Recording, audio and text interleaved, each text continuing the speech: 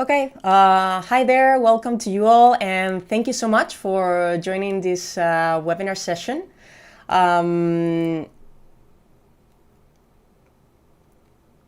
We have, basically,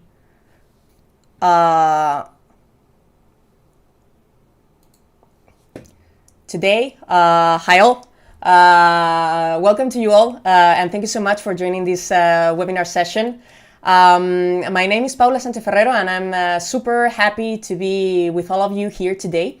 The aim of this presentation is to speak about my professional career, some of the projects I have participated in the past and throughout these years, as well as to discuss a bit how did I manage to progress in the video game industry. So first of all, I would like to make sure that we have a stable connection, which I hope is the case.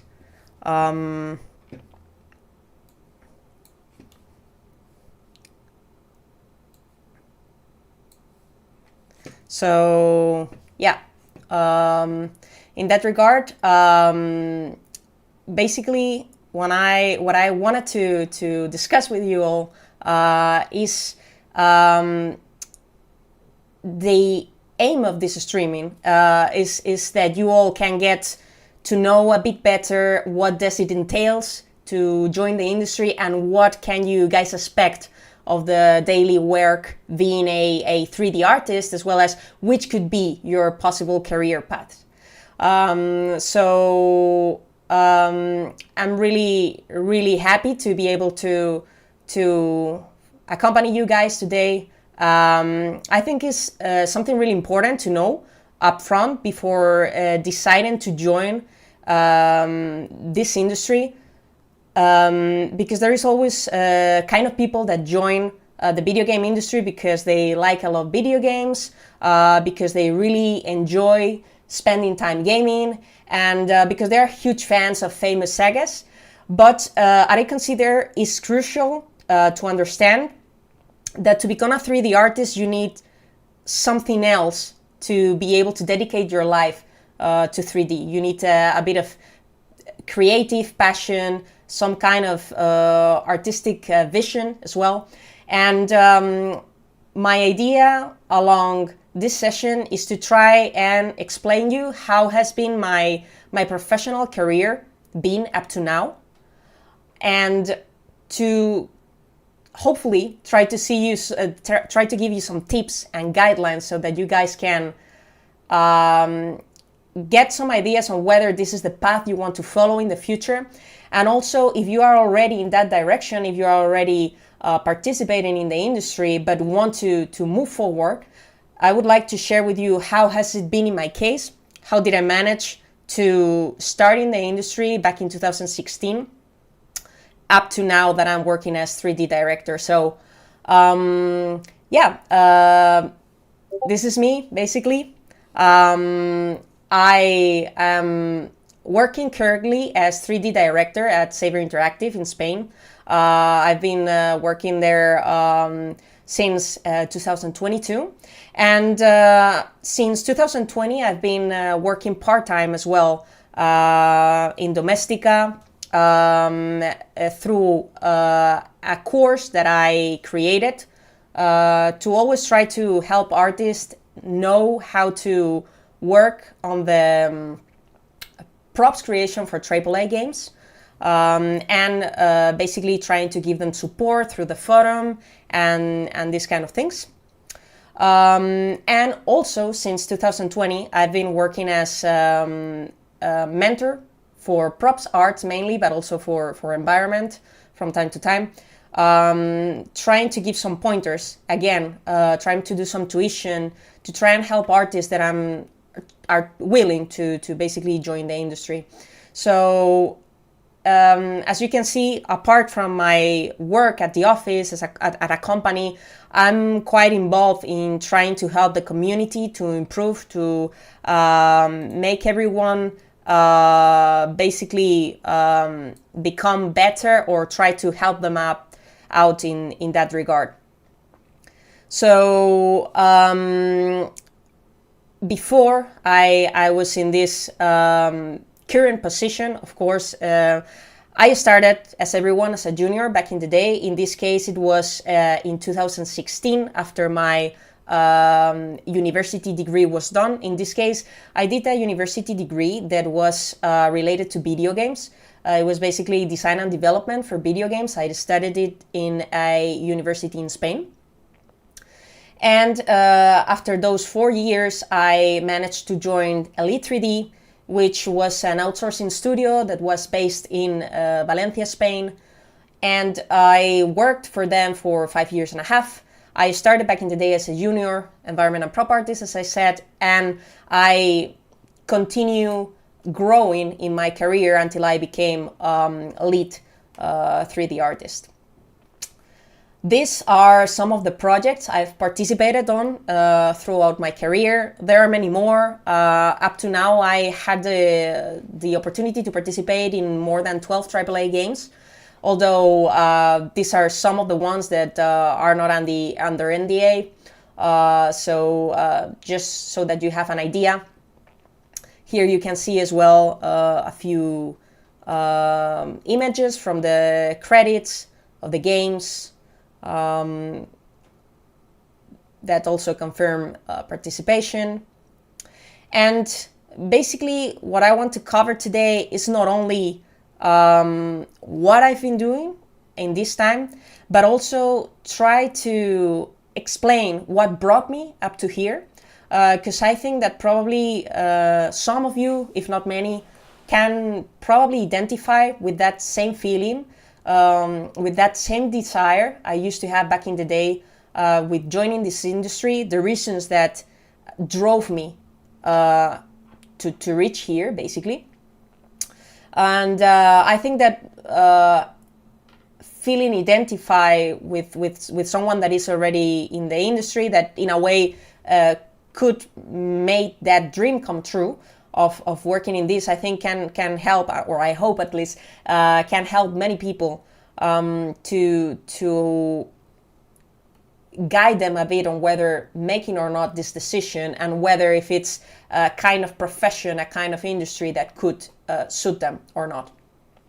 So what we are going to discuss along this whole session is firstly, as I mentioned, personal story, what brought me here. Afterwards, I would like to discuss a bit more in depth about my professional career, the timeline, and show you as well a few portfolio pieces that I've been working throughout these years in each of the projects or in the different games. Afterwards, I would like to discuss or basically tell you the things that I think that helped me out to improve as a professional, the things that allowed me to keep being promoted and keep growing in the industry, basically. What worked for me, and then trying to extrapolate that and try to think of ways, tips that maybe could be useful for you guys that are willing to join as well, because some of them could probably help you out a lot to try and make you find your first job.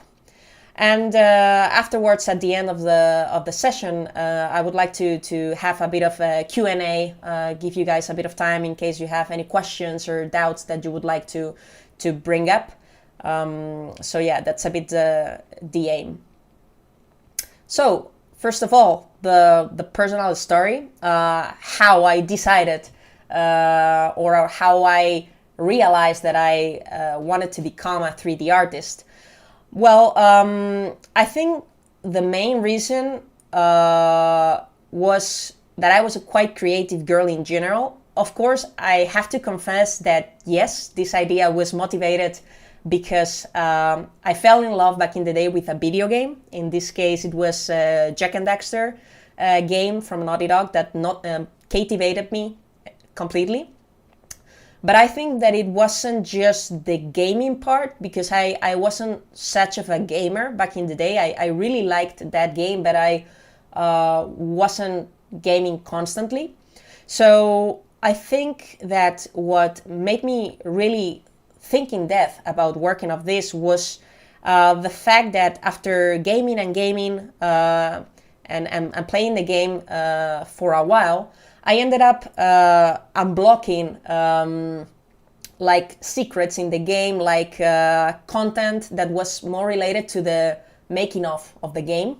And for the first time, I saw a making of where the developers showed concept art, some interviews about how was their work, their daily work, how did they gather all together in meetings to make decisions about the game.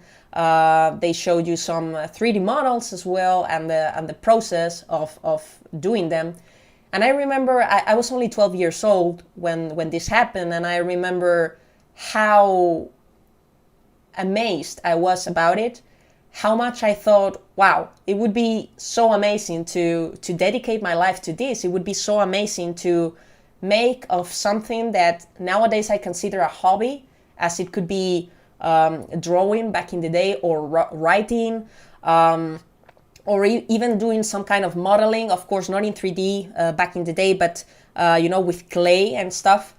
And I thought how amazing it would be to be able to dedicate at least 8 hours of your day to work on that, and be able to be paid for that at some point, right? So it was back in that moment when I started to deeply think about trying to make a career out of this. And I really valued the fact that the video game industry could combine all my hobbies in a job, because I had quite clear that I didn't want to have a job that I dislike, because in the end we have to spend a lot of time working in our lives. So that was super important for me, and I guess at that point that spark appeared, and I started thinking really deeply about it. However, it's true that there were some hurdles or things that I had to sort a bit before officially deciding to join some studies or finally the industry. And in this case was the fact that I have no clue about how to join the industry back in the day. The way let's say tuition worked back in the day, at least in Spain, was not prepared probably for this. There were really little different courses available to prepare you for this kind of job. The only knowledge I had about this is that, in America, in United States, some people started gathering with some friends, programming their own games, but I didn't know how to make it a career for me. I didn't know how to make a profession out of it, because I think back in the day, Spain, although there were some video game companies, but it wasn't something that was quite common, I think. And clearly there weren't many studies that could give you some formation on this. So I was a bit confused about it.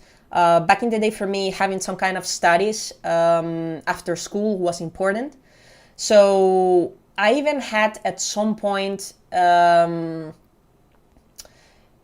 having to even dismiss it a bit in my mind, since I was 12, until I finally got to study it in university. I kind of have to dismiss it a bit, because I absolutely didn't know how to start on it. And at some point at 16, I think I was super lucky, because I don't know, destiny, luck, I don't know, but I did found a university. It was more or less new in Spain. that were offering a university degree specialized on video games.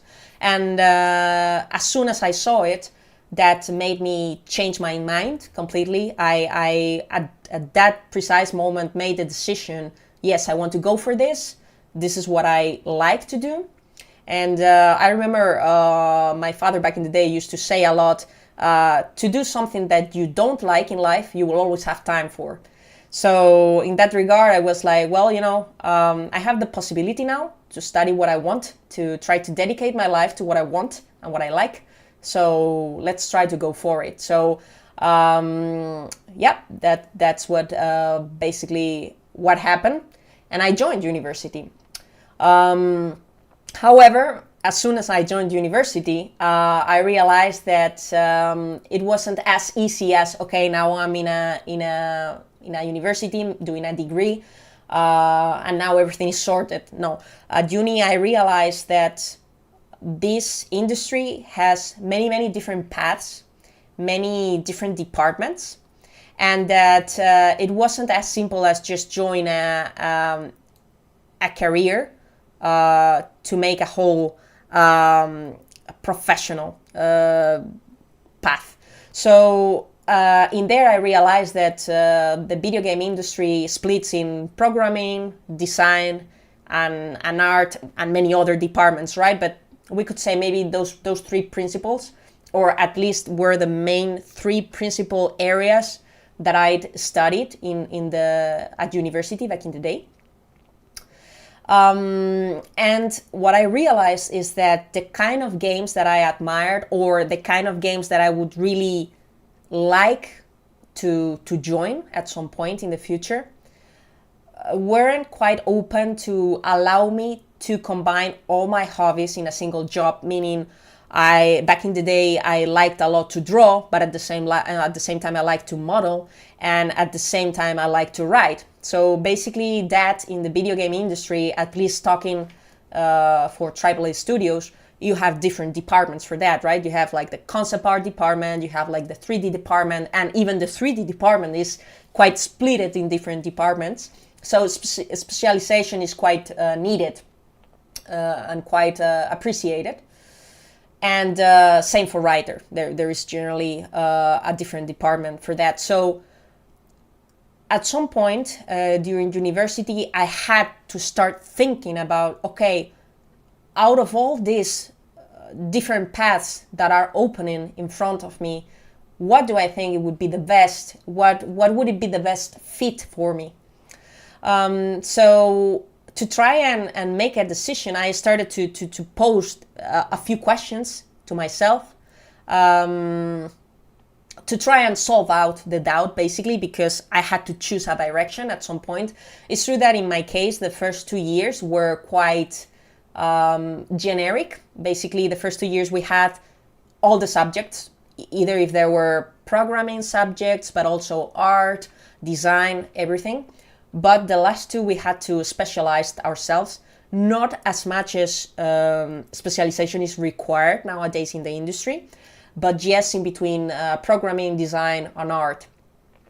So in that regard, I started asking myself, okay, to make a decision, let's try to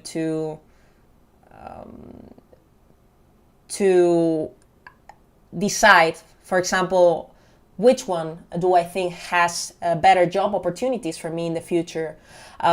Which one has maybe a bit more of a clear path, meaning what do I exactly need to do to be able to join the industry at some point? Because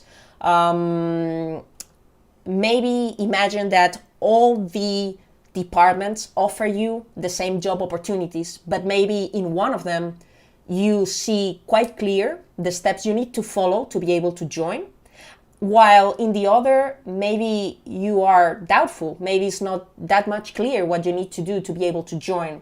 And that is a problem. So by asking myself these kind of questions, as well as which department, which area do I think that combines better my skills, were basically the questions that I started to do to myself during these 2 first years to try to make a decision by the end of but by the second half, basically, of my career. In the end, as you can imagine, I ended up choosing art. The reasons, I did saw a bit more of a clear path to be able to join the industry. Maybe programming has also a quite clear path on how to join, but for example, for me, design was a bit more complex. I had the feeling that create a design portfolio back in the day wasn't maybe as easy, at least if I had to do it alone. So in the end, I tried to go through art, try to get the knowledge about how to master a few different softwares, certain principles that I needed to have into account as an artist. It's true that art was quite generic back in the day. We did animation, we did concept art, we did 3D, but it was a combination of many different things. But at least I had a path a bit more defined. However, during my studies, I had certain fears, certain doubts about whether I would manage in the end to succeed and to be able to find a job in the industry. The first one, because it was quite generalistic. So for the kind of games that I wanted to work for, I wasn't sure if I would be able to have enough level to be hired in a company. That was the first thing. The second thing was that I had the feeling that the Spanish industry back in the day didn't offer many opportunities at that moment. We had, and we still have in comparison with other countries, although luckily things are improving really fast and companies and industries growing here as well. But back in the day, it was probably smaller. And the third thing was that even the companies that were here were mostly maybe a bit more orientated to, for example, mobile, or a bit more kind of indie games. And I had the dream, I had the desire of joining the AAA industry at some point. So it's true that there were days during my studies in which I doubted a bit more if I was doing the right thing, if I did a good choice. But, basically the way I managed to solve my fears and keep improving my skills was that basically I told myself that there was nothing to lose anymore, because I already was like halfway in my university degree. I was determined to at least finish it, to make sure that I finish my degree and at least try, and try to send some CVs and try luck, basically. But what I told myself, and I was quite determined about it, is that, okay, you are here now. You're not going to throw away the years that you've already studied. So you're definitely going to finish this degree. And it doesn't really matter what it happens afterwards, because at least you won't be able to blame yourself if you really tried the best you could in this period. So basically, my reaction was trying to invest as much time as I could on uni, on trying to get better, trying to improve my skills, always trying to go a step farther than what I was asked maybe in class, no? Like if, for example, they sent us some exercises at uni with X amount of requirements, I always try to make sure that those requirements were in, but also that I maybe added two more for myself, try to basically do a bit of a step up, because I knew that there weren't going to be many opportunities, but if there were any, I wanted to try and do my best to try and reach there. And thanks to that, yes, I managed to join the industry. In this case, it was in 2016, in July. It was when I finished officially my university degree. I had a bit of professional experience a bit before that, because during uni, I've been working into internships for two companies in Spain, Immersive Interactive and Game Ernest, thanks to whom I was able to work in these two projects. You can see here in the slide, one of them was video game oriented, Mortadelo y Filemón one, and the other one was some kind of collaboration with a museum we have in Spain. And yeah, both were quite challenging projects for me back in the day. But of course, it was still not something that you can compare with being inside a studio and keep improving as an artist. So basically, my role in those was working as an intern. You have to know that sometimes working as an intern, it's basically a temporary job you do for a company. Not always is necessarily paid, but basically something you do to start getting experience. And sometimes because because of your studies, it might be required to have some credits invested on doing practices at companies. However, after finishing my degree, I luckily joined Elite 3D. This was in October 2016. Here, well, as you could see, this is basically a picture from the studio. In this case, I think this was 2020, if I'm not wrong. Yeah, here I am. So about how I managed to get my first opportunity in this company. As I said, I worked really hard during uni, trying to build up a portfolio. And basically, I built up that portfolio thanks to all the exercise, we could say, or all the portfolio pieces I delivered at uni as practices. I built up a portfolio out of that. And I basically got in contact with Elite 3D that were searching back in the day for a junior 3D artist. Environment and prop artist was officially my role in this case. I had a really working experience in this company. It was amazing to be able to finally see my dream come true, and definitely way faster than I could have ever imagined. Right after summer, I had the opportunity to join the industry and working in AAA games, because Elite 3D was an outsourcing studio. We basically were hired by many different clients around the world that were developing their own games, and we had to basically finish some kind of art pieces that we were sent out by the clients to try and help them out to finish their games.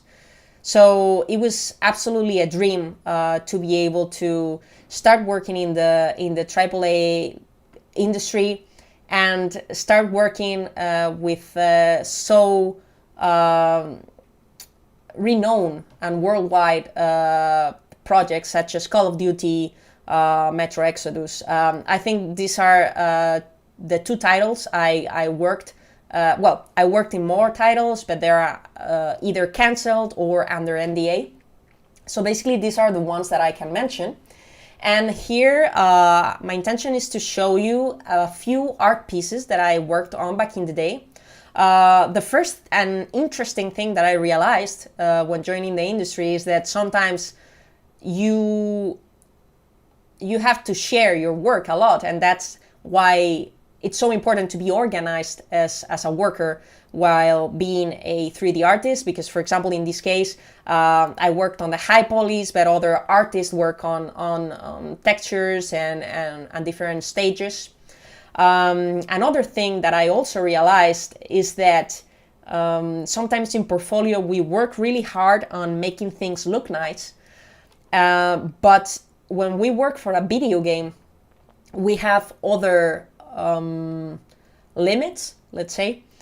We have other things that we need to take into account, and it's the fact that not only beauty is taken into account on the final result of an asset, but also optimization, and not only optimization regarding topology, but also regarding texture size. So just so that you have an idea, for example, this mattress that is like a double bed size mattress had 12 symmetries. So, you know, this is something that as an artist makes you break your mind a lot, trying to think, okay, I have to do to build up a super broken mattress with a lot of wear and tear, and how can I do this, and how can I build this up without making the repetition noticeable. So these are basically the kind of things that I started to learn when I was I think around 3 months already working there. I had to face all these kind of issues, or let's say challenges. I also participated for some time with the vehicle team. This is an example of it, working on this high poly and also low poly and UVs for the project. So basically my main role was environment and prop, but at some times it was required to help in other departments. This is also an example, helping out the character art team, trying to develop and create some assets, basically some accessories for them. This is another example of a pair of shoes boots that I worked on. These are the credits for Metro Exodus. And these are also some portfolio pieces that I've been working for. I think that I can say that Metro Exodus is probably one of the projects that I've enjoyed the most up to now as an artist. It was quite joyful to work for. As an artist, it was quite cool because, I don't know, maybe it's a personal opinion, but I kind of really like and really enjoy working for like post-apocalyptic kind of environment. It allows you to add a lot of detail, a lot of wear and tear in many different places. It allows you to add a lot of storytelling through your textures. And when doing a high poly, you can also work farther on destroying certain areas, breaking them down, working this final touches farther. So it was definitely a project that I absolutely enjoyed. It was also my first time facing Marvelous Designer for some of the assets. So it was quite much of a challenge, but I really enjoyed it. For the people who have worked Metro Exodus, if any, you'll probably recognize this lift. It was in a level in which you needed to basically got in and change floor. And that's why it's also worked in the interiors. I learned how to use different techniques for this as well. And it was quite fun and quite enjoyable. So basically after these 2 projects, actually more or less by the mid-time of Metro Exodus in terms of our participation there, at some point I was promoted to mid environment and prop artist. The duty or the daily tasks in this new role didn't change much. I guess that the main difference when getting into this role was that your leads expect from you a bit more of autonomy to be able to make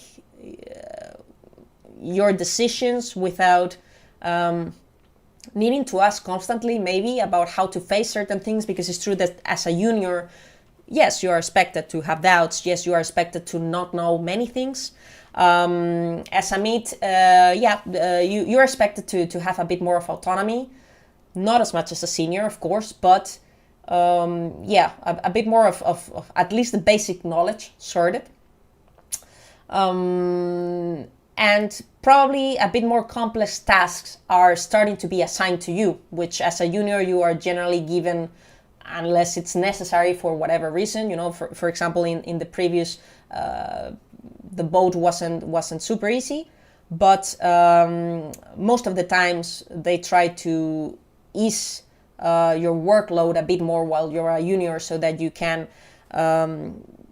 get to learn with a bit more calm. As a mid, you can really start to face a bit more complex tasks. And the project I started working in this role was Overkill's The Walking Dead. It was probably my first working experience that was a bit more focused on environment, and not only so much in just asset work. So it was a bit different. I also worked in Call of Duty Black Ops Cold War. We will see all that right now. These are the credits for The Walking Dead. And these are some portfolio pieces. It's true that this is an asset I worked on, but I would say that it was probably the only one. Most of the work I did here was environment next to my team back in the day. We were a team of around 20 something maybe people working in different environments, although this is the one I can show now. We work together in many different areas, many different tasks. Environment art is a bit different from just asset work in that regard, because you have many different tasks to deal with depending on the day. Sometimes you need to take care of the floors, others you need to build up a whole building, other times you need to create tile-level textures. So it was quite new for me, and I definitely learned a lot about many things, also about optimization, and how to basically make a level for a game optimal towards performance. These are the credits for Call of Duty Cold War. In this case, I don't have much artwork to show. In this case, the participation was a bit shorter. And that's something that happens as well when you work as an outsourcing company, that not always you have possibility to show maybe with the same freedom that when you are at an in-house, but it depends, of course, from studio to studio.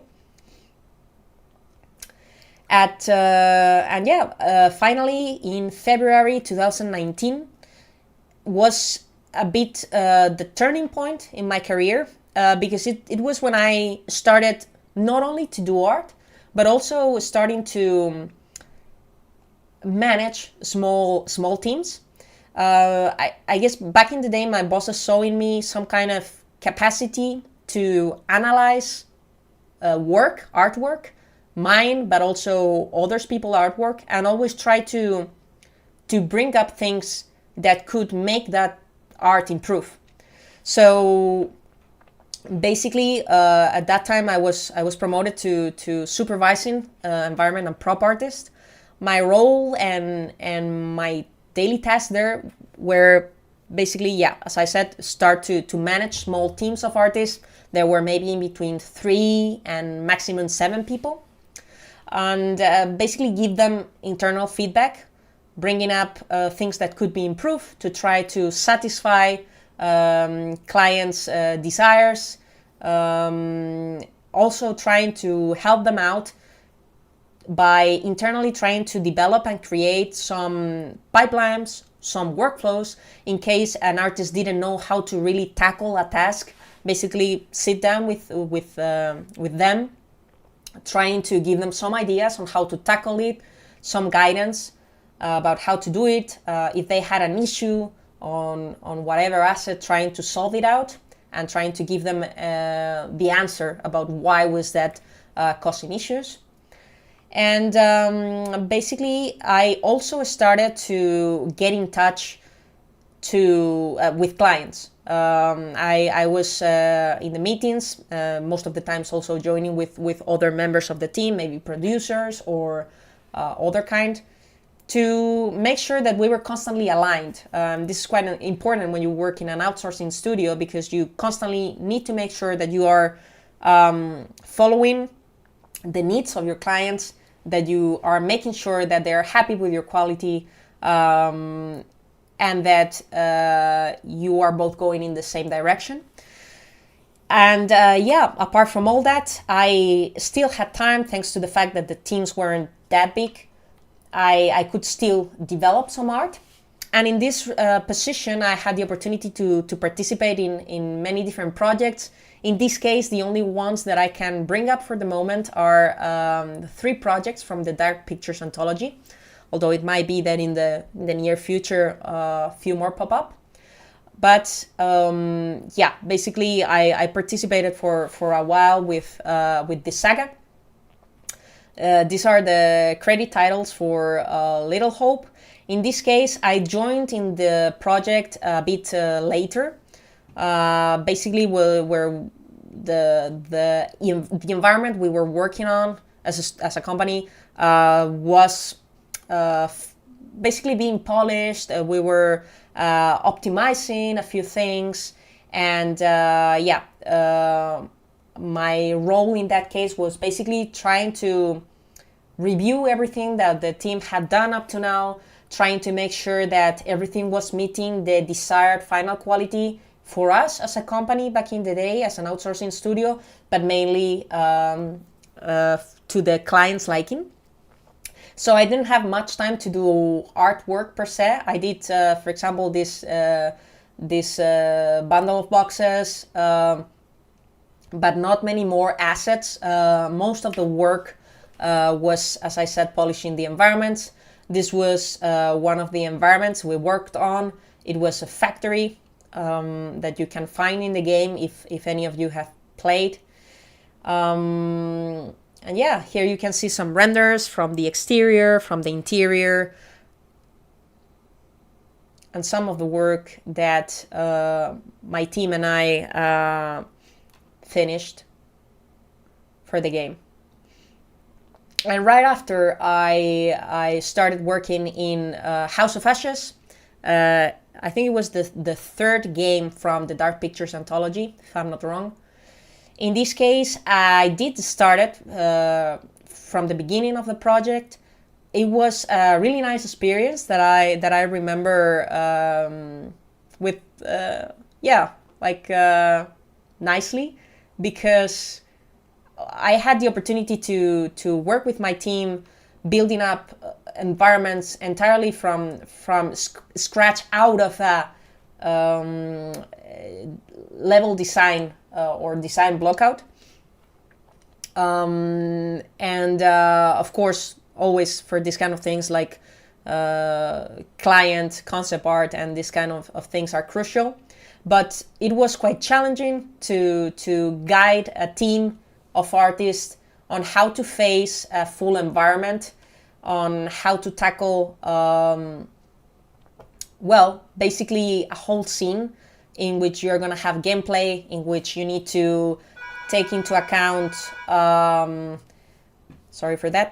in which you need to take into account basically optimization, and in which also you have some kind of freedom to add to the storytelling. And in this case, the supermassive games, you probably know, that are quite focused on story. So we had a bit of knowledge about what was going to happen in the game, and that gave us certain freedom to be able to set dress the environment, to basically everything you see in scene. Well, maybe there are some assets that are reused, but basically we did all the work, a lot of asset work in this case, and you can see here was tackled. In this case, I worked on the high poly myself, and then low poly and further stages were done by another colleague in the team. In this case, it's again important to mention how important it is teamwork in this kind of games. Sometimes just to fit with the deadlines, as I was half producing art, half managing the team, you need to basically shuffle tasks around, and it's always super thankful to have a team of artists that are super willing to help you out. This was another asset, high poly, that I worked on. The low textures and further stages were done by someone else. Same for the sofa. You can see here basically multiple assets. In this case, I did have the opportunity to finish the whole asset entirely. I did a lot of cloth simulation, as you can see in for this project. We participated in different environments. As you can see, some pieces are like for an interior, some of the artworks are like more exterior ones. We participated in 2 different environments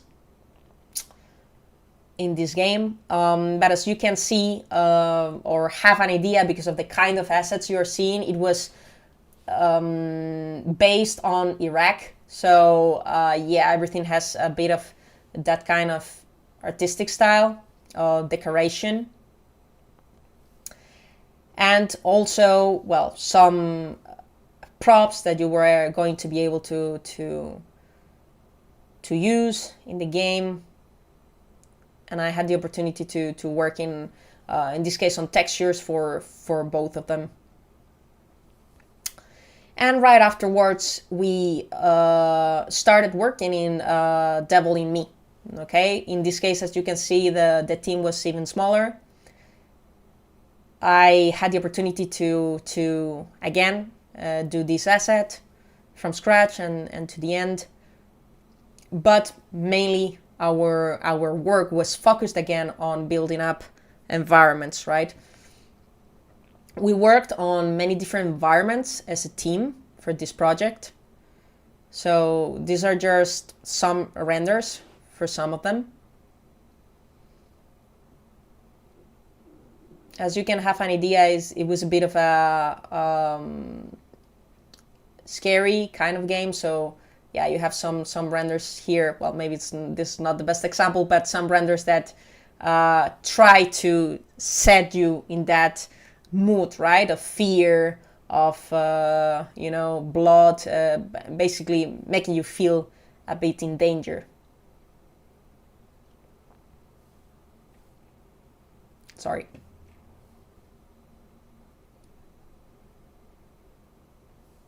Okay, and finally, after all these years working in different projects, in January 2021 is when I was officially promoted to lead 3D artist.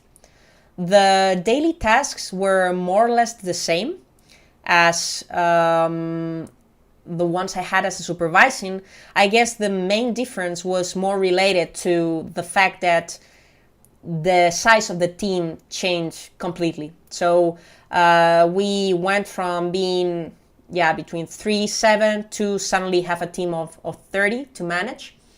It's true that my role or my duty was to again give internal feedback, be in touch with clients, also as an outsourcing studio, work a bit on the beats, trying to estimate the time I thought that the team was going to need for finishing those tasks.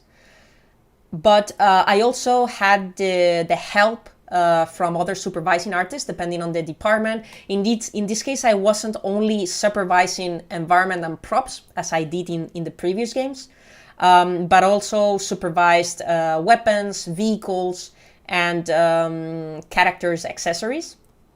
Although I did have, as I said, a supervising artist helping me out in each of those departments, which was something to thank a lot.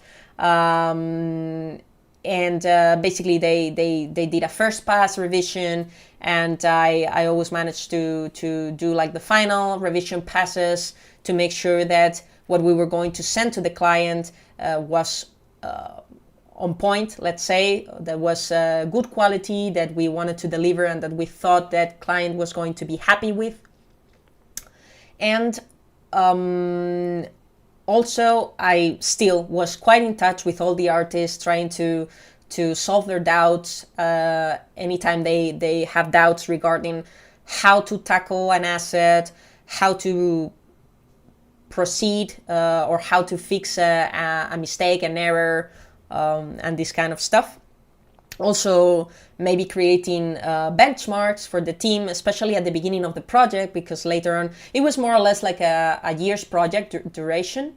Probably by the end of the project this wasn't that necessary, but at the beginning, creating also some benchmarks for the team to know exactly the art quality that we were expected to deliver, basically. And the rest of the tasks were more or less the same. As I said, the main difference was that due to managing so many people, doing art wasn't that much possible.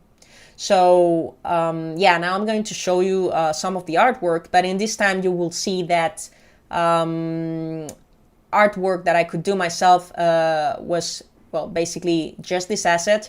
I did it alongside another colleague, Alex, and I worked on the high poly, and I don't know, I've started further stages and he finished it up.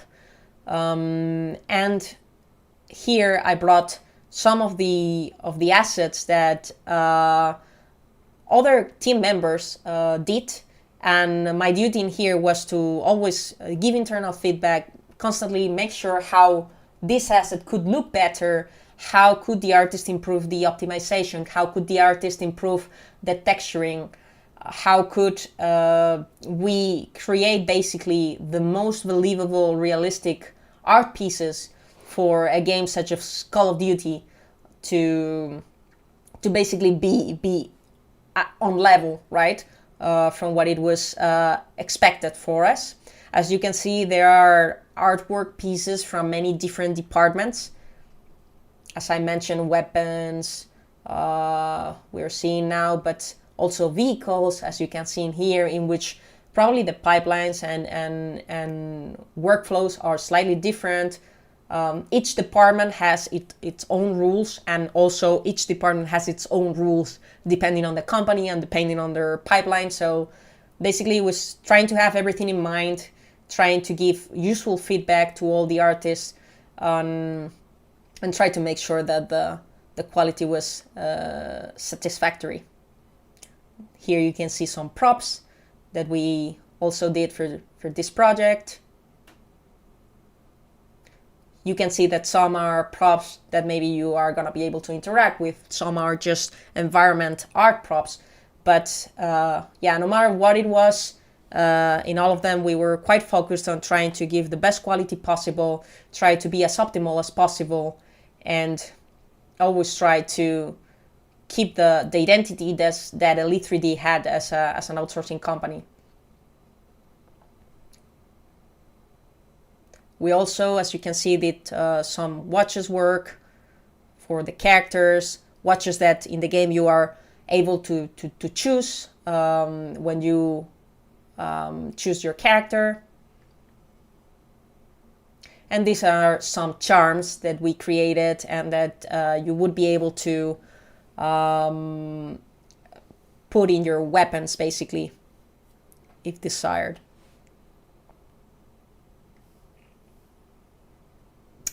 So yeah, that was the whole 2021 working in this project from start to end, basically. I only, of course, showed part of the content we did because we did many assets, many artwork along this year.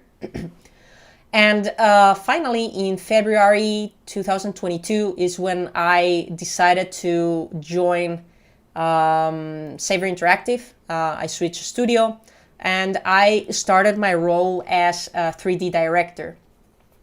The changes in my daily tasks, they probably weren't that big, as I already started doing a lot of management for big teams previously. So in this case, I still take care of a big team of artists.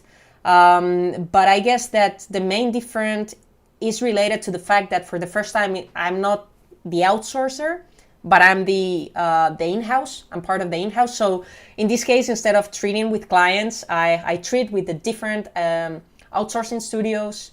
I participate with the recruitment team in making sure the people, getting to know basically the people who's gonna join us at some point. I'm also in charge of doing some department organization as well, trying to see if our expectations for the different projects are going to be able to be met with the departments we have, or maybe we need to build up a more, it's just an example, but maybe we need to build up a more specialized department for this specific 3D thing that we want to build up in this game. So yeah, it's quite related to that. Again, I keep giving internal feedback. I discuss a lot with art direction, in this case, with the concept art, to make sure that the way that the 3D artists translate the 2D art in the proper way, as it was meant to be. So I have got contact with art direction in that regard. And yeah, keep trying to work with other departments, either if they're technical artists, programmers, whatever, to try to keep establishing workflows, establishing pipelines to try to make things a bit easier for our 3D artists, and try to build up something solid that can allow us to keep working on games, basically. In this case, the only project I can mention is Evil Dead, the game, although I had a short participation in this game because I joined the studio in February, and the game was released I think mid-May or something like that, so it was a short participation. I have been mostly participating in other 3 and recently even more projects that are still under NDA, sadly, but yeah, hopefully at some point we can give you a bit more details. These are the credits as well for Evil Dead, the game. And now is when I would like to do a bit of a reflection, now that you know me a bit better, now that you understand where do I come from and what I've been working on up to now. Basically, how did I manage to have these promotions? How did I manage to keep improving in the industry and getting basically farther in my career, constantly accepting new challenges and constantly growing? I can definitely say that most of it is thanks to the hard work. I invested many hours. I started back in uni, as I said, trying to always make a step farther, or do a step farther from what I was asked. But I think I kind of kept that same mentality when I joined the industry, because you know, when I joined the Leaf 3D, I was surrounded surrounded by really talented people that had a lot of experience, that were really good artists, that had a lot of knowledge, and I definitely had the feeling that I had a lot to learn. I had the great luck of being able to work with them. I learned a lot from my colleagues, but also I had to spend long working nights working, of course at uni, but also at some point at the company, and not necessarily because I was required to or because I was asked to, but because I feel I had to do this extra effort to try and show that I was at some point capable of giving what it was expected from me. Joining the AAA industry was a dream for me, and basically I wanted to prove, I wanted to show that I was happy with that decision, and that I could make a living out of it. So yeah, I did many extra hours during the first years at the office, and mainly because I thought that I wasn't still at the level that I would like to be. So yeah, basically 3D is not like, I don't know, law or these kind of things in which you need to spend many hours studying, you know. 3D, yeah, it has a part of knowledge, technical knowledge, but most of it you can only get to know it through practice. So spending time is definitely something that you need to do. So also a thing that I try to do, of course, when you start working, is a bit more complex because you have to try to balance it as well a bit with your personal life. But as long as possible, or as much as possible, I also try to keep working on portfolio pieces.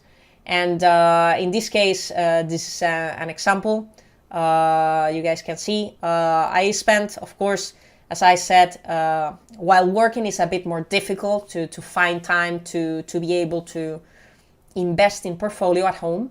But that's why I simply spent a bit more years working from time to time here and there. But I had quite clear that I wanted to develop a piece that I started it back in the day when I was basically a junior still. And what I tried to do with this portfolio piece is basically trying to implement and showcase everything I learned during my professional career regarding optimization for gaze, regarding texturing, regarding lighting and presentation. So I had a bit of back and forth with this asset.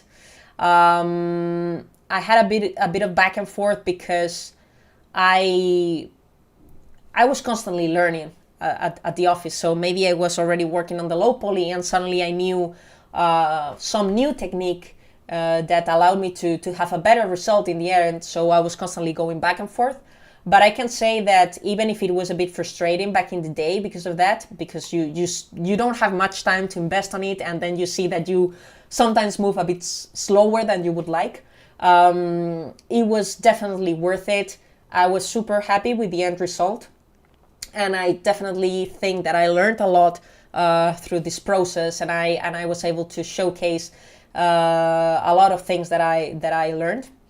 So now that I've been telling you in depth about what I've been doing up to now and the things I think that helped me out a lot in my career to improve, I would like to share with you a few tips that I hope that are quite useful for you all to try to give you some guidance in this regard. And well, there are the followings. Basically, I would like to go with you through how to prepare your portfolio, what things are taken into account when you as HR or you as a lead in a studio go through different people's portfolio, what kind of things you take into account, and what kind of things you should cover when you are applying for different studios. Same with the CV. And also try to give you some, well, maybe pointers about how to face interviews at companies and how to face our tests. Hopefully I can say that, but now I had the opportunity to join many different interviews. Hopefully they were successful, and I think I learned out of them a lot. I would say probably something out of every interview I did in my life. So if that can be helpful for you, I'm more than happy to share it. And yeah, finally, I would like to give a few tips about networking and job hunting, how to face this as well.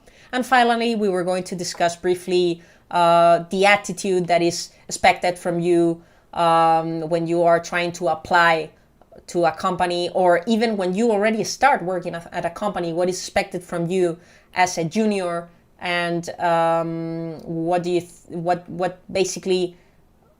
you should basically face working in the video game industry, and what I think that would take you farther basically in your career. So basically through the selection process and about how to prepare your portfolio, I think there are some things that are quite important, and one of them is a fact that maybe not many people take into account at first, and it's the fact that definitely portfolio has to be visually appealing. That's a given. I think everyone is aware of that fact. But especially when you're starting in the industry, I do want to point out that sometimes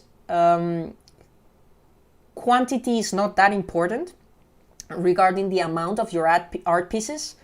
Maybe sometimes maybe it's preferable to make sure that you only have 3 artworks, and make sure that the quality in those 3 artworks is really good and that it's gonna captivate a recruiter's eye, rather than having those 3 artworks, but as well as in the past I did other 2-3 more, adding all of that together. Why? Because the problem when you have a lot of artworks that are unbalanced in your portfolio, that what shows to a recruiter is that maybe you are not consistent.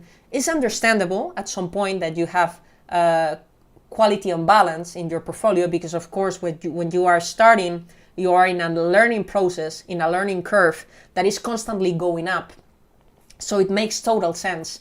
But it's true that when we review portfolios, it always gives us way more confident to see that we have just 3 projects from a person, and all of them with high quality, rather than seeing things that are a bit contradictory. Like, okay, we have this project that maybe is not good at all, but maybe we have this one that is okay. What should we trust, right?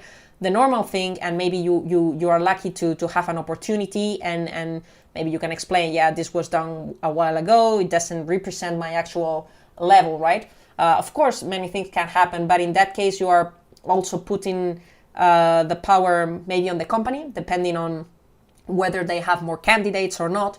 But it's true that at first glance, companies are going to probably be a bit more interested in a portfolio that is more balanced, where the quality is a bit more consistent, rather than when you see some different levels in the art pieces. So that's first thing to mention. Focus more on the quality and not so much on the quantity, and try to, especially if you are sending your portfolios through ArtStation or a website like that, try to make sure that the thumbnail is really catchy, that really makes people click, to make sure that you always have to think that recruiters see a lot of different portfolios every day. So the easier you do it for them, the better. So the more catchy image you can have as a thumbnail, the more you will ensure that your artwork will fully be seen afterwards. Second thing, and this is the thing that maybe not everyone takes into account when joining the video game industry, but I do think that it's quite beneficial, is not only to show your art quality, but also show your technical quality or your technical level regarding, for example, optimization. Maybe you worked on an asset that looks really cool, interesting textures, sorry, but maybe the texture resolution is absolutely massive, something that could not be manageable in a video game. And maybe the geometry is as well more orientated like to the film industry rather than video games. It's true that nowadays with Nanite and all these things, optimization, topology optimization, some people are putting it a bit more under interrogations, let's say. But I want to mention that there are still out there many studios that don't use Unreal at all, and maybe others that are using Unreal but not Nanite, or there are many different pipelines in the world, in the industry, and many different ways to tackle optimization. So I think it's maybe a bit too early to leave the optimization apart entirely. So I always thank a lot when I review portfolios from people that the fact that I can see a bit of a wireframe, for example, to make sure that it's well optimized, that the geometry is placed where it has to be placed, and that it's really adding something to the model. So I think that's also a big plus in a portfolio. And finally, the organization. It's true that in ArtStation maybe it's not that important. It's true that, for example, maybe this is a personal opinion. Of course, everything I say, please take it as a tip, focused on trying to help you out. If you disagree with something, it's legit. But it's true that I do think that structuring your portfolio in folders is not really working. Basically related to what I said before, recruiters have a lot of portfolios to go through.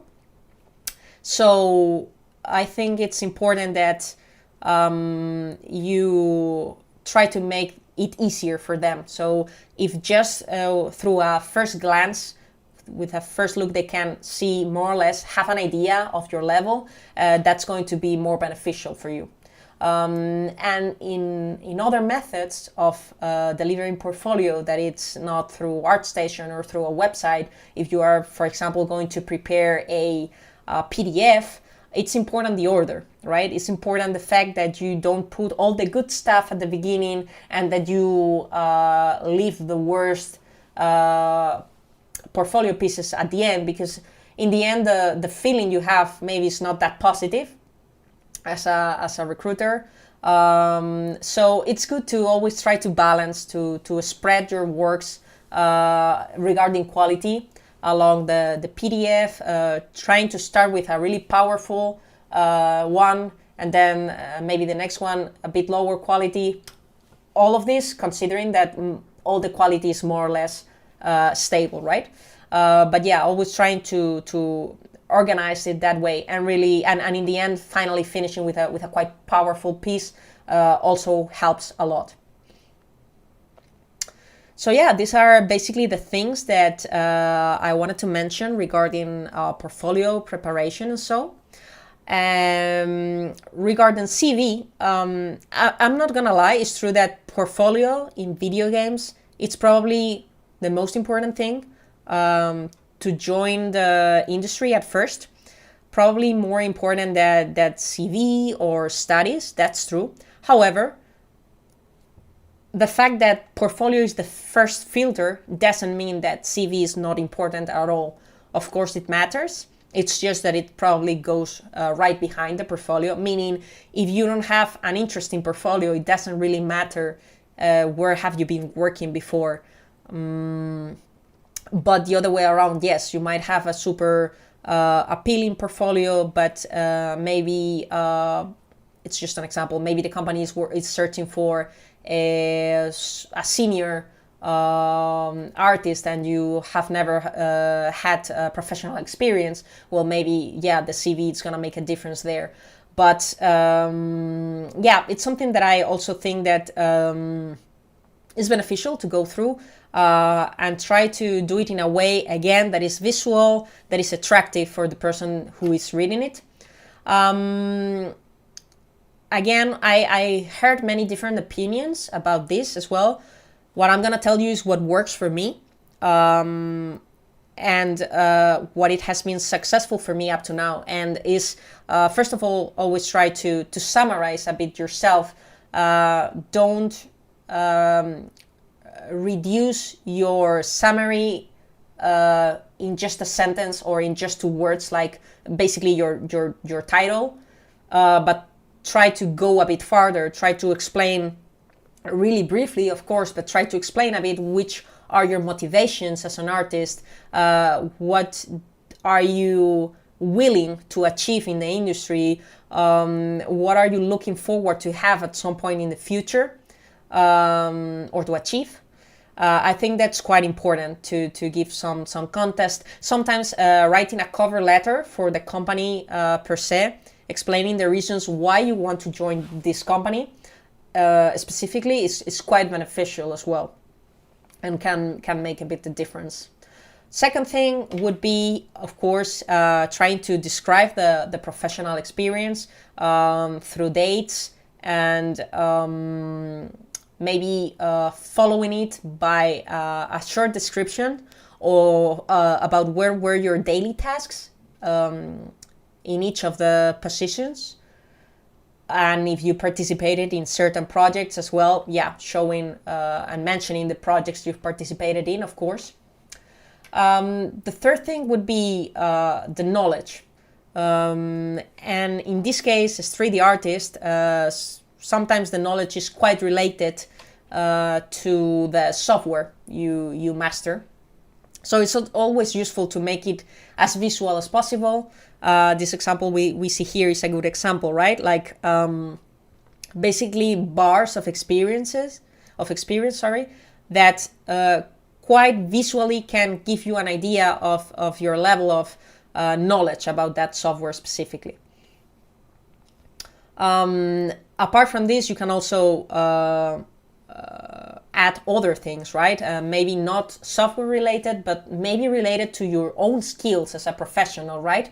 There are certain roles in which, for example, speed can be really good, productivity as an artist, for example, but maybe if you are applying to a lead position, soft skills are really valued as well.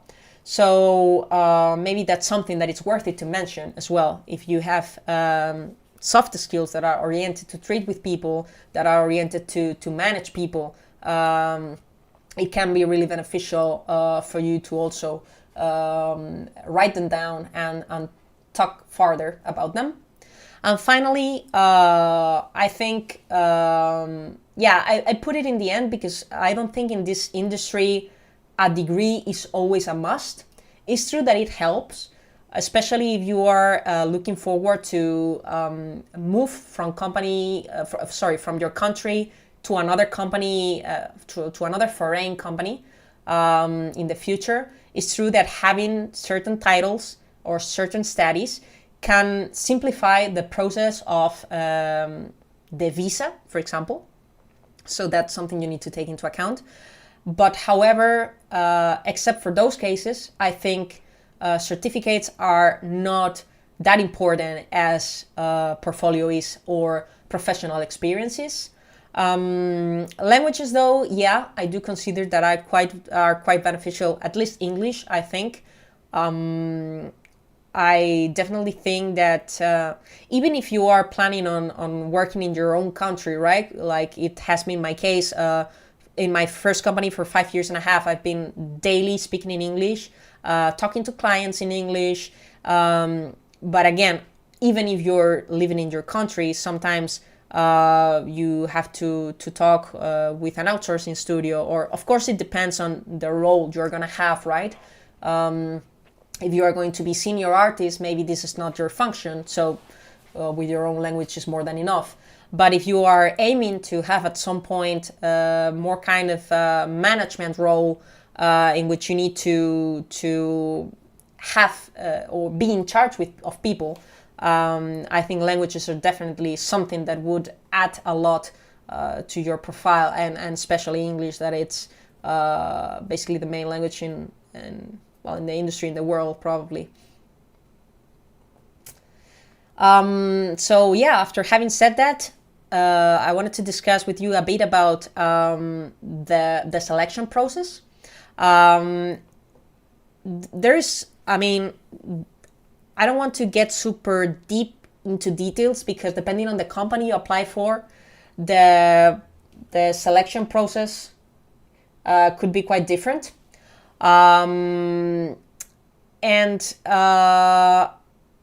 It's true that it's quite important, at least to apply certain things that should be common for no matter what company are you applying for. Some of them make you art tests. Some of them make you go through, 3-4 different interviews, while others only make you do 2. So that's why I'm not gonna get much into details, because every company has its own selection process and its own way of doing stuff. However, I do want to say that there are certain things that should always take into account. The first one is that it's quite important to be natural. It's quite normal that you're nervous, of course. It will it will end up fading out over the years, but it's totally normal and understandable to be nervous at first. However, the best thing you can do for yourself is try to be as natural as possible, trying to be as open as possible. And I think that gives a lot of trust to the people you are interviewing with, to see that you're capable of being natural. Second thing, and then I think that is really important, is to be natural. Honest. Try to be honest.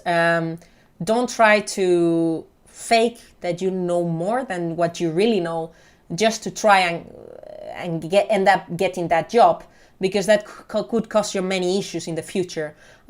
If you say that you master a software more than you really do, or that you are capable of doing certain things that in reality you are not, that could be a massive issue in the end, because as soon as you start working, you are going to be given tasks that maybe you are not able to develop. So that could create a lot of disappointment in your employer. Whether if you are just honest and you maybe say, well, I don't know actually to use this software, but I'm willing to learn, or whatever, if you are willing to, of course. Then the company decides. If they really think that mastering that software is necessary, then yeah, it might be that they don't choose you. But the thing is that maybe it didn't have to be, because maybe they needed someone experienced. But at least they won't feel disappointed afterwards, which I think it's really important. And final thing, and something that it's not always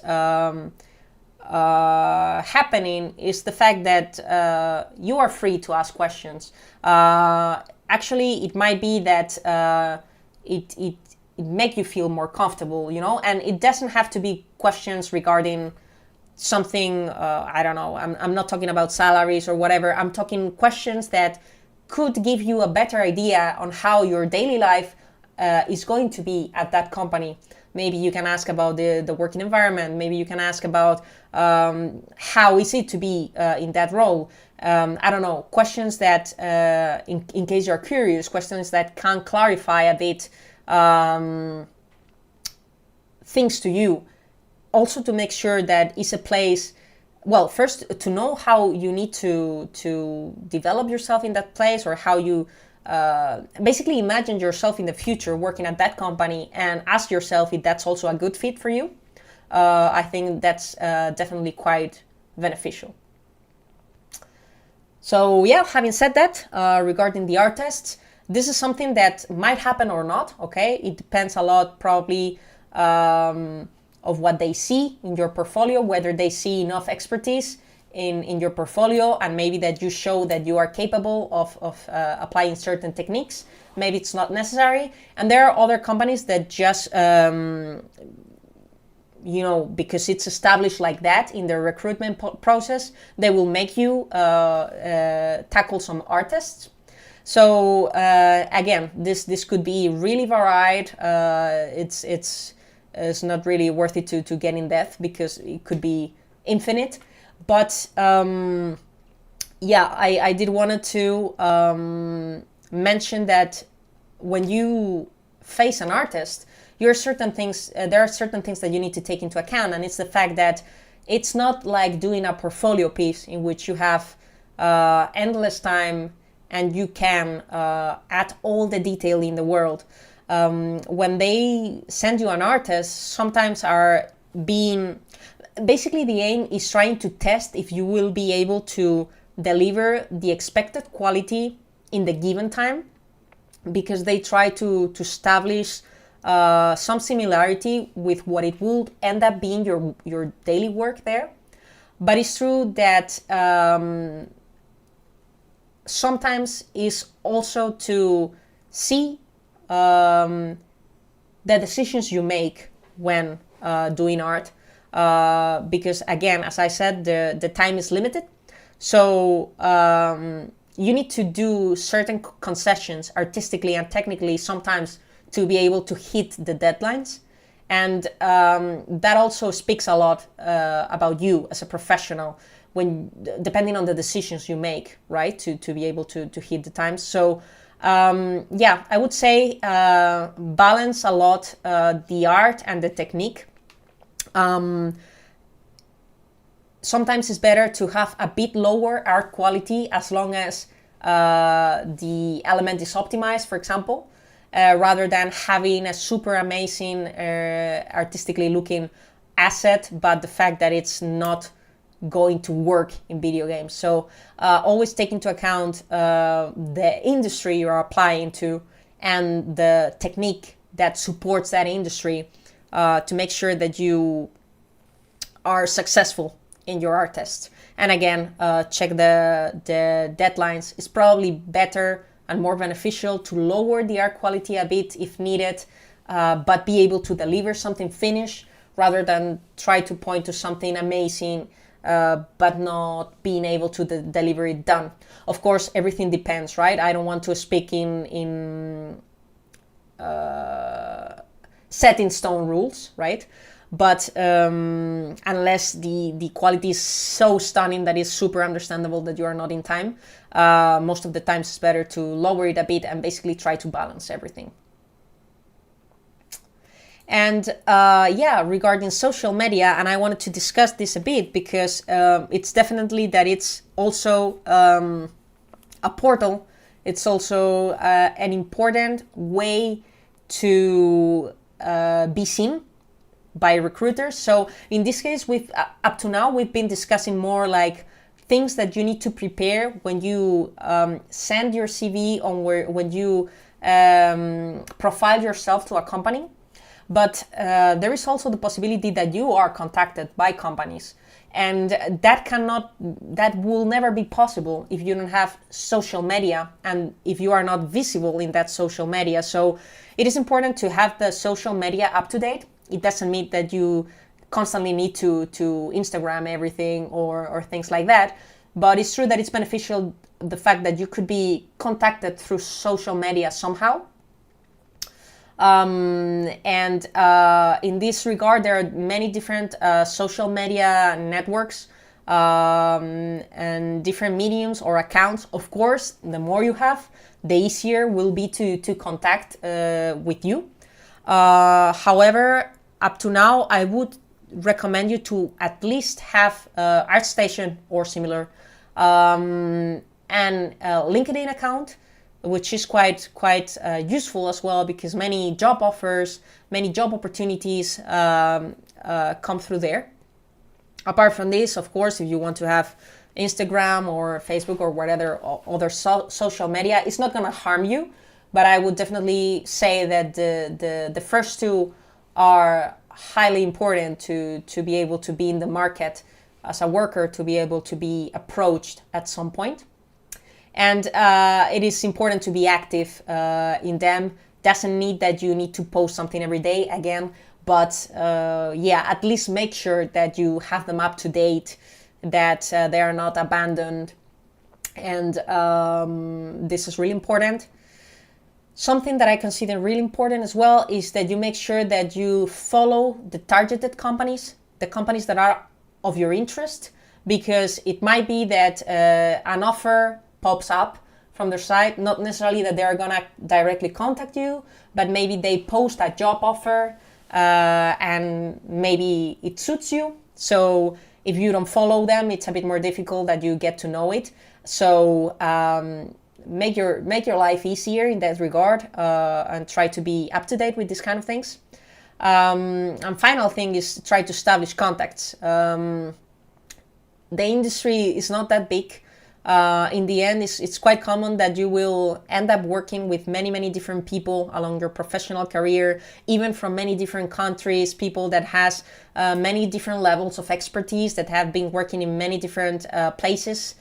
And you can learn a lot out of them. And maybe you see someone that has published a tutorial about something that can improve your profile as well as an artist, or your skills, or maybe someone does a post about their experience in whatever company or in whatever role, and all of that is quite enriching for you as a professional in the industry. So I would definitely recommend to do these things.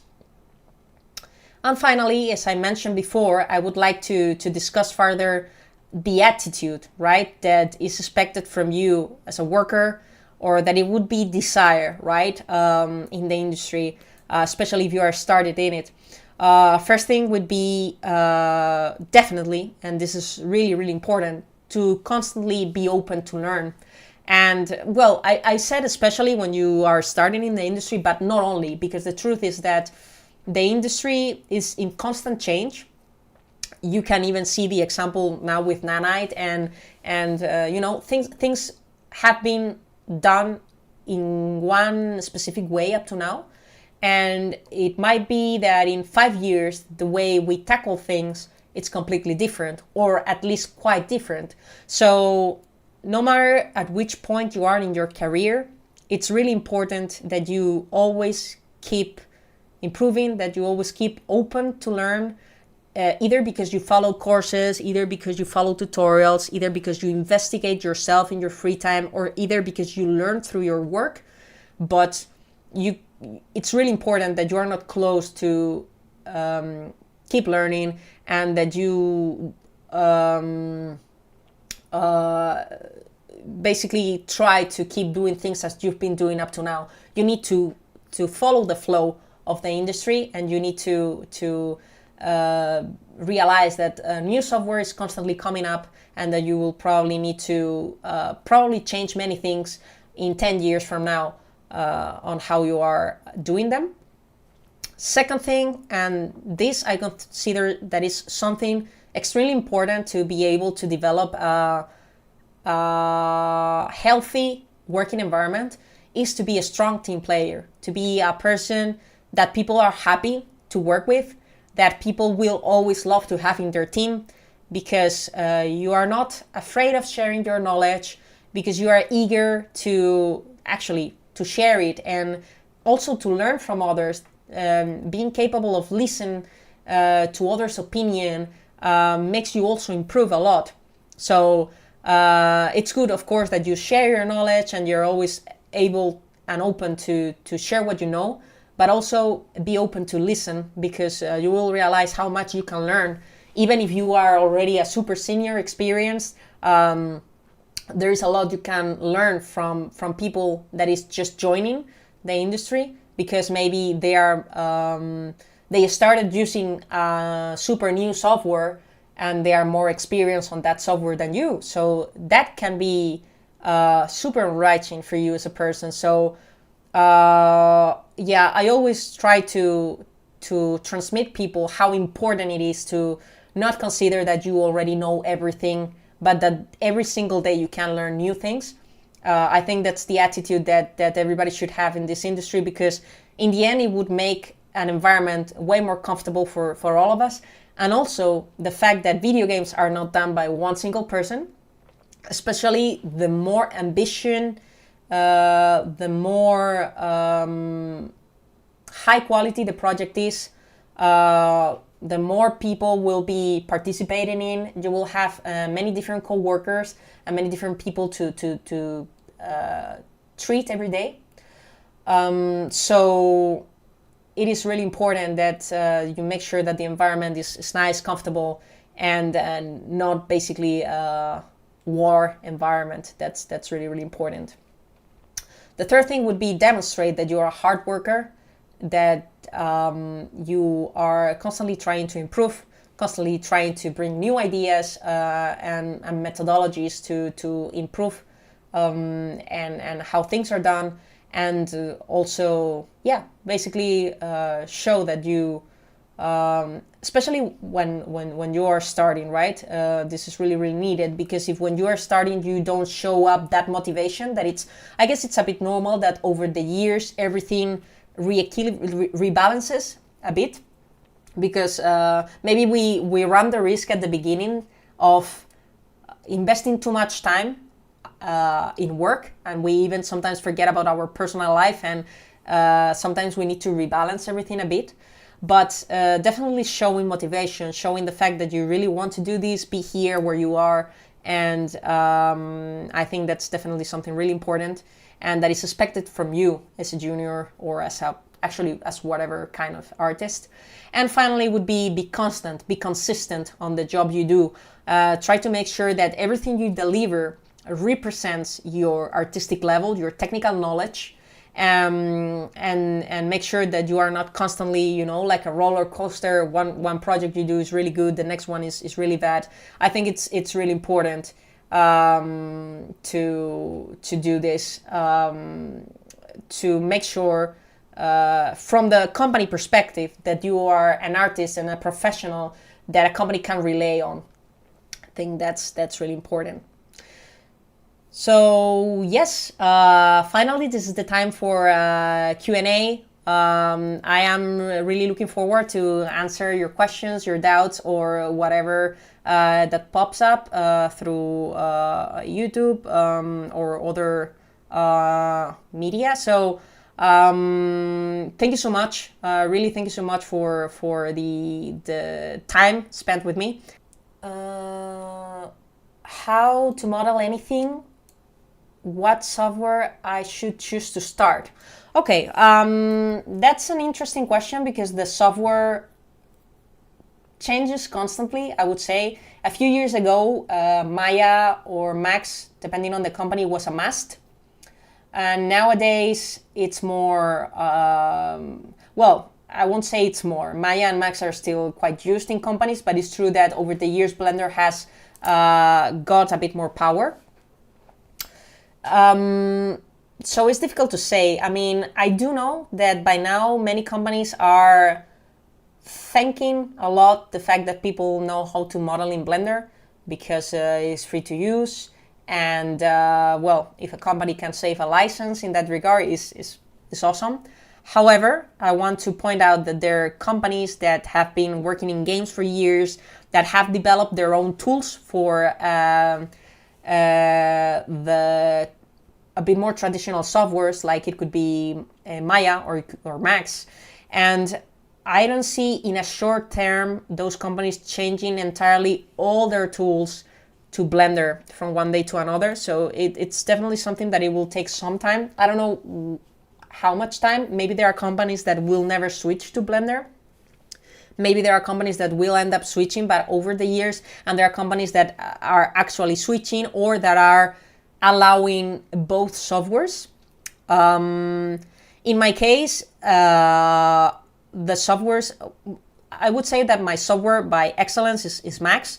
Is the software I feel more comfortable in for doing high polys, especially. But I also master Maya a lot. I guess that I have a splitted workflow.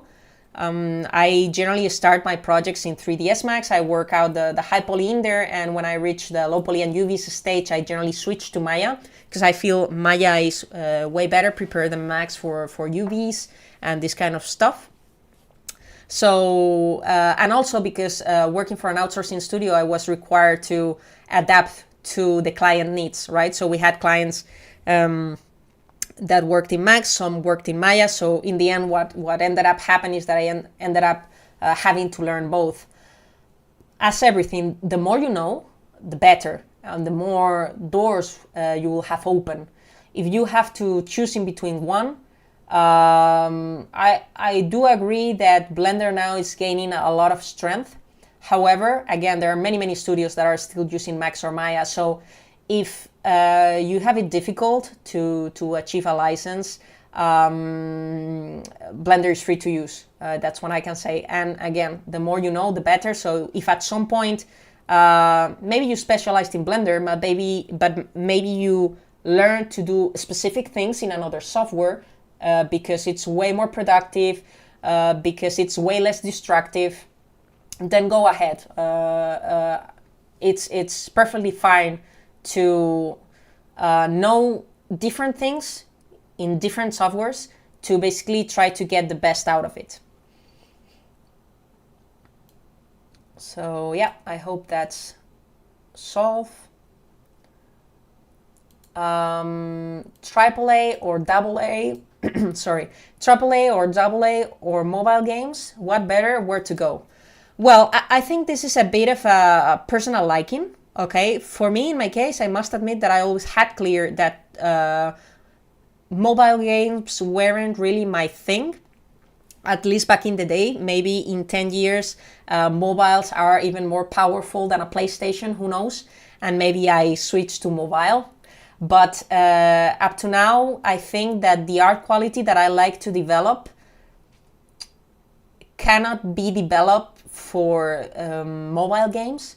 So in my case, as I like to do high quality realistic art, I enjoy way more games, AAA games basically. They're generally a bit more big games with a lot of investment that require quite of a specialized profile. And yeah, in my case, I have that clear. But nothing is better than other option. This is more related to personal liking again. It depends on what you're looking for, what do you feel more comfortable with. It is true that there are some AA studios that they're a bit more reduced in personnel, in amount of workers in the team. So maybe in this kind of studios, you have a bit more freedom to take part in different roles and not, maybe you are not as required as in the AAA games to be so specialized.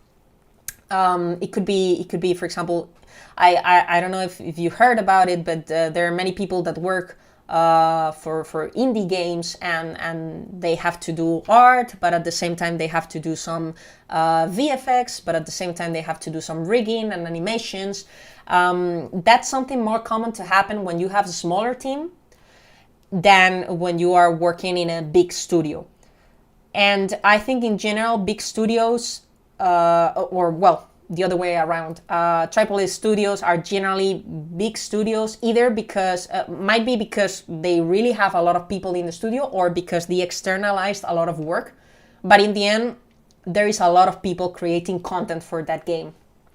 And that makes, that creates the possibility of having more specialized departments, so that each of the artists are basically the best on their department.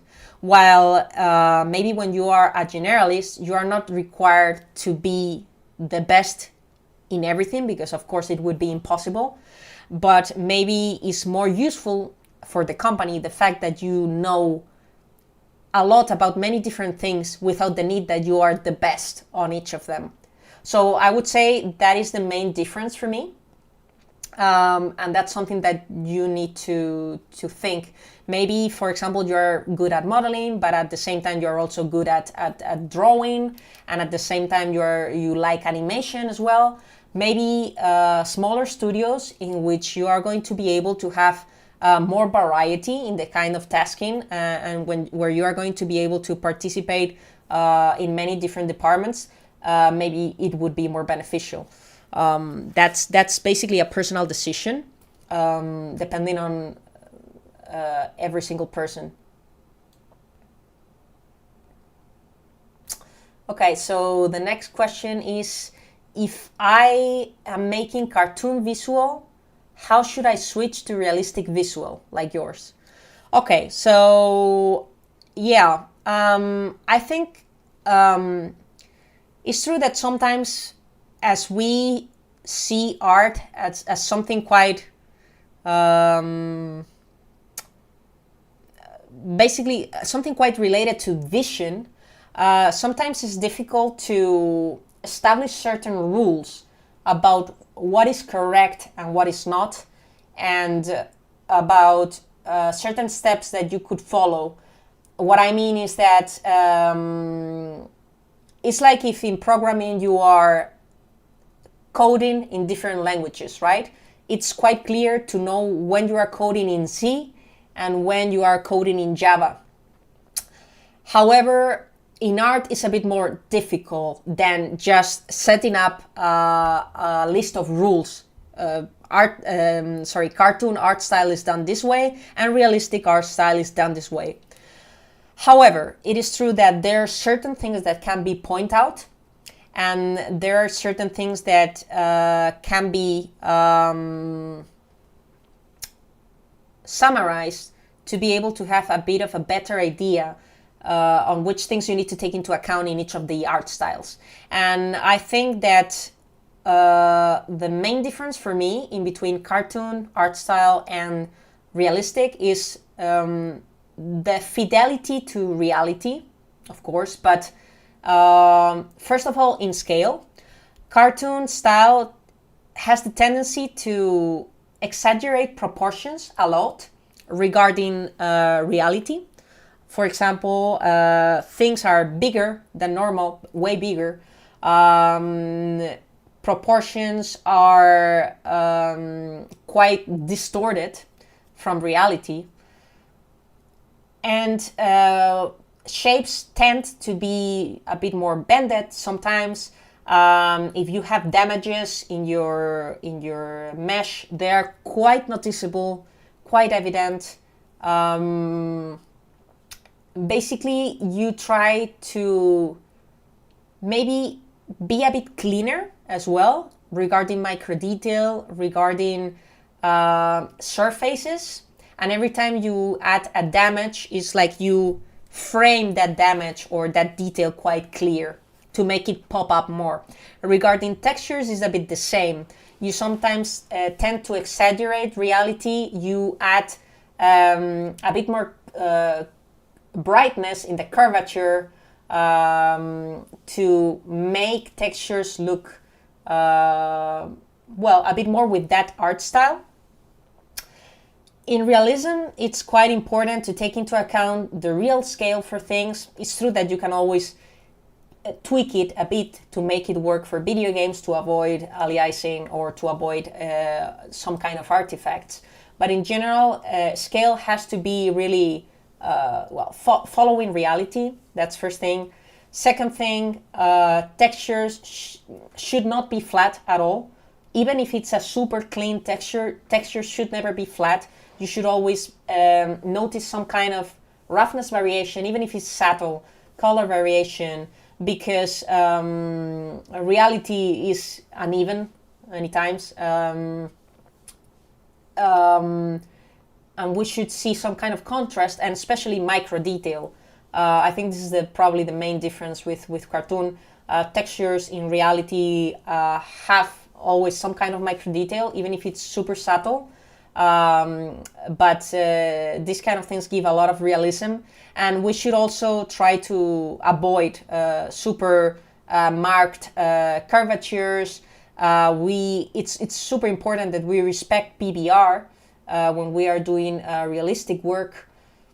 The fact that we basically PBR, physical based rendering, establish certain rules that talk about how colors should work in real life, how metals should work in real life, and those things should be preserved when you do realistic models, and it's something really important to take into account.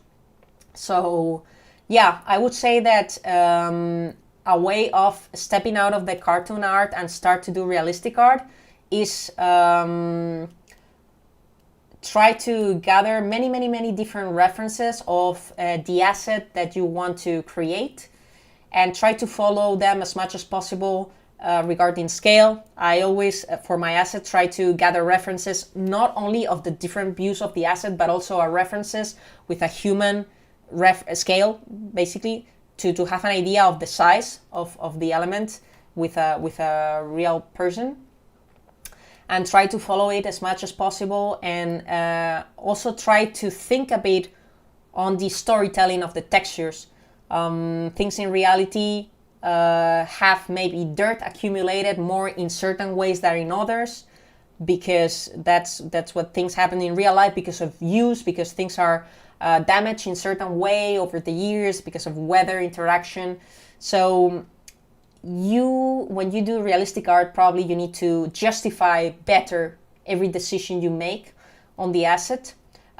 It's in that regard, it could be considered at first a bit less creative, but once you start doing realistic art, you see that you also have a lot of leeway on creating your own reality inside the fact or inside the context that you're still doing a realistic asset. So yeah, I would say just try to copy as much as you can real life, and then the last tweak would be give that turn or give it that twist so that it works for video game. Maybe you need to scale slightly the micro details in the texturing. Maybe you need to make the borders of your model slightly smoother so that they are noticeable in the game. These kind of things should be taken into account. So, okay, next question is, it is very hard to work in AAA studios. Many people compete with you. How to stand out there? It's about effort. I would say scan a lot the social media, scan a lot ArtStation, so that you always know where is the level, more or less. Try to follow people that are working in companies that you admire, again, and try to see what is expected from you. There is competence, yeah, well, yeah, of course, but the truth is that the industry is in constant growth. There are constantly new studios opening in different countries. There are constantly new companies coming up and creating new video games. And also, after pandemic, I think that many job opportunities has opened worldwide, independently on where you live at that moment, in which country, I mean. So I think that actually this has been beneficial for the industry. I think that has allowed us to apply to many different companies, and not only the companies in the country we live in. So, to be honest, yeah, it's a competitive market, of course, and that's why I said that it's so important to keep growing, to keep improving, and not just stop learning once you know the basics. Because of course, if that happens, it's probable that you end up not being that much competitive, right?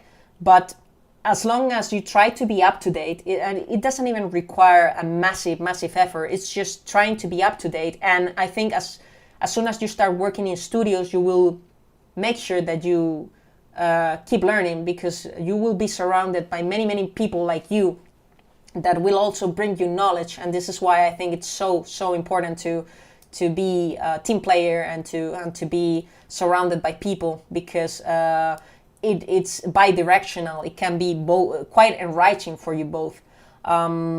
So at the moment, I'm not concerned about the direction that the industry has. It's true that it's been discussed lately a lot of things about AI and all these kind of things, and we will need to see how far that gets and what does it implies in the industry. It doesn't, I just think there has to be certain rules about it, so that we are quite sure that there is still going to be space for the 3D artist.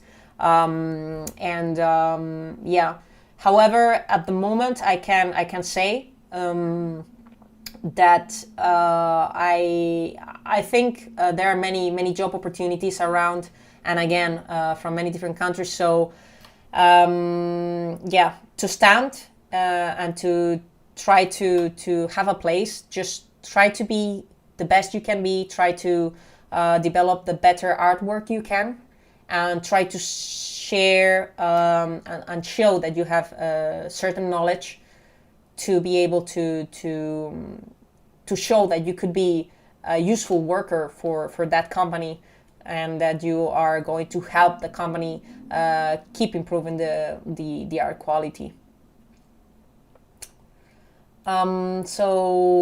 Next question. Hi Paula, I want to, from Jagadek. Sorry, I'm sorry if I pronounce names badly, okay? I apologize in advance. Jagadek Warji. Hi Paula, I want to make a combat game. with you personally mentor me? Also, how can I reach you? Email? Yeah. Well, I must say in advance that my specialty is 3D. Okay, and specifically props and environments. So I don't do characters, for example, and um, so even less programming is what I mean. But if it's focused on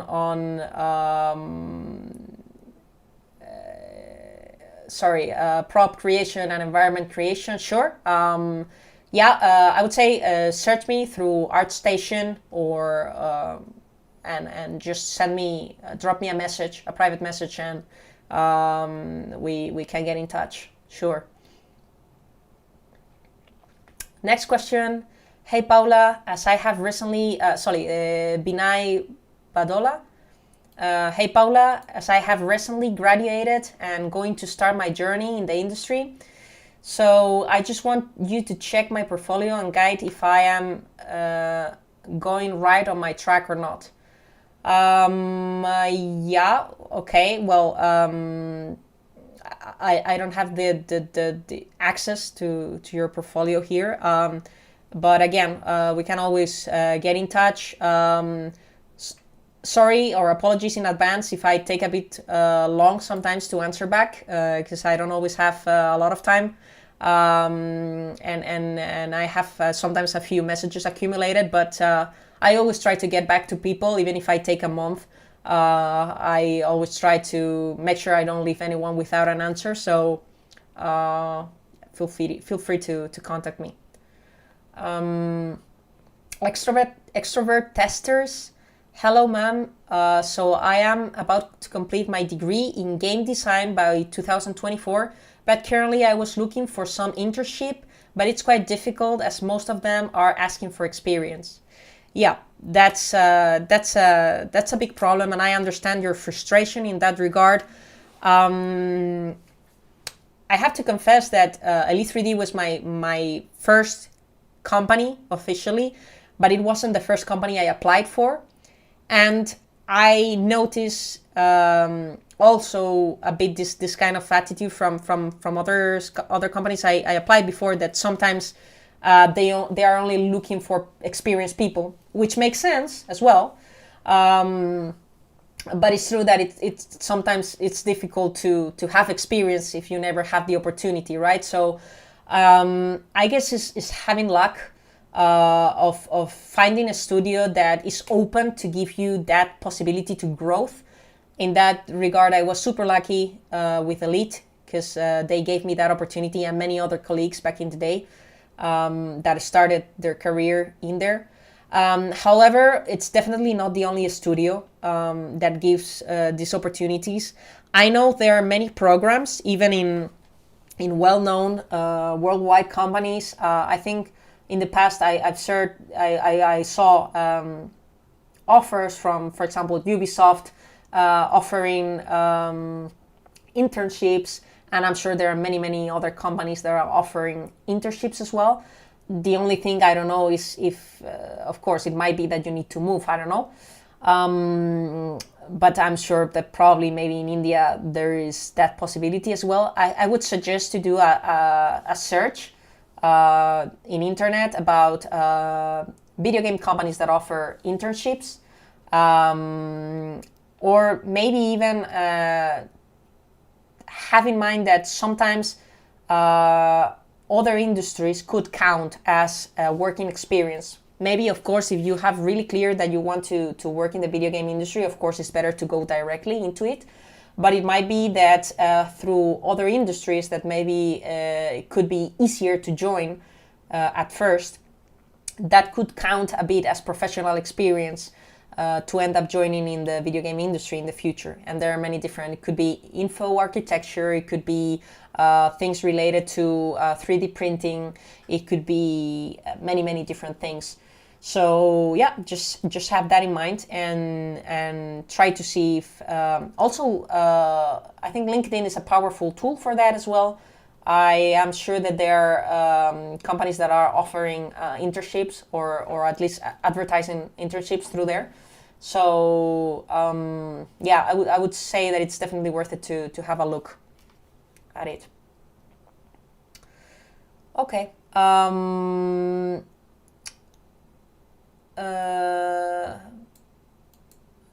Yeah, okay, this is a comment from Game Day Punks.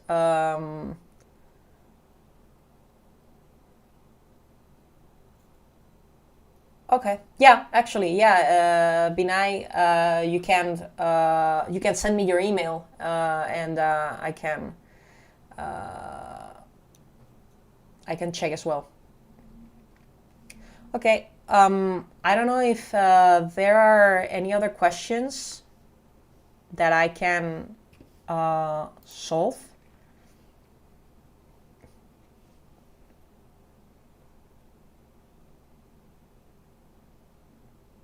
Thank you so much to you all again.